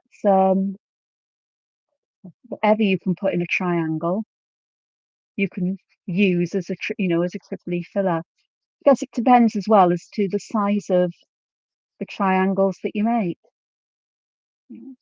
And here you can see the difference it makes when I've put the highlight on top of the ink, and here where I've put the highlight under the ink. This one, the ink does show up a lot more. This one, it really does fade it backwards. In fact, you can barely see it in places. Um, I could use Tripoli as fragments around here as well. So perhaps I'll do that here. And I've got some triangular spaces where I could just fit in some largish Tripolis and use these as a base for some scattered fragments. Because I like things that are ordered, but I also like to have things that tuck in one behind another. So that's a Tripoli, isn't it? And then we can have another one. It doesn't have to be a perfect equilateral triangle, but I can do the same thing where I just do this, perhaps pop black triangles in the corner. It's really simple, but nice just to fill these funny shaped gaps in. That needs, these will need some work, but excuse me, I was going to go, wasn't I? That can be filled in with black, actually. That space there, as can these. They'll just help to define various, various places, I suppose. It's the word I'm looking for, perhaps. Okay, and I did say I wanted to put highlight on this. No, this. Because I've lost this shape here now, really. And I just want to bring those highlights back in if I can. And I will put black in that little bit, and I will bring my pen in just to bring the lines back so they're visible around here. And then perhaps just a bit of softening of that white in places just to bring that round. So if I move this so we can see the all of it. Hmm. Oh, you're most welcome, Renee. It's been my pleasure. I've really enjoyed the couple of hours I've been here. I really need a mug of tea, and I need to. I've got to. I'm taking a meditation class tonight, as in I'm leading the meditation, not sitting in the class for the meditation, as it were. So I need a bit of time before I go and do that. Um, but it's quite interesting. I don't know what I'm going to do in this area. I don't know what tangles are coming up because I only look at them when I'm going to draw them. Um, I certainly would add some more Tripoli dotted around here, triangular shapes. But I'll keep that in mind as I add things to this. What my favourite, I love the mythographs. Now I've gone over the lines with black, so they stand out. I need to do the same, I think, with this one, but there's no panic or rush. Um, these have been my surprise here. On my, the shoggies. They, this one in particular, the way that you've got that film over what's inside. It's almost like you're being able to see the possible treasure within. Um, and the way that the graphite and the white have worked, even on the grey paper. Um, the white looks so much brighter against the background than it would do if it was white. That's my opinion, because I can't get over how bright white these look. And yet the only difference really is that this isn't white paper, it is green. So these are the brightest elements. If you'd done this on white paper, then there wouldn't be any point using white um, white gel pen or white pencil there because the paper would be white. So I like the mid-tones, so it really does work with bright light and deeper shadows. So I'm quite happy. So I hope you've enjoyed that. Hope you've gained something from it. I got two sides to go around here for patterns, and yeah, I've got graphite up my side of my hand. That'll be fine. So I'm going to say thank you for joining me. Thank you for watching. It's been an absolute pleasure. I hope you've got some ideas from this and you've got ideas of your own as well. And I look forward to seeing you in my next video. And I don't know when that will be tomorrow, because I know I don't have anything in the day tomorrow. So perhaps I will, but I do know I've got to go to a meeting tomorrow night. My life has suddenly got so much busier in the past few weeks, and it's too much. Something's going to have to give, but it won't be this. I promise you. All right. So I shall see you soon. Thank you so much. Bye bye.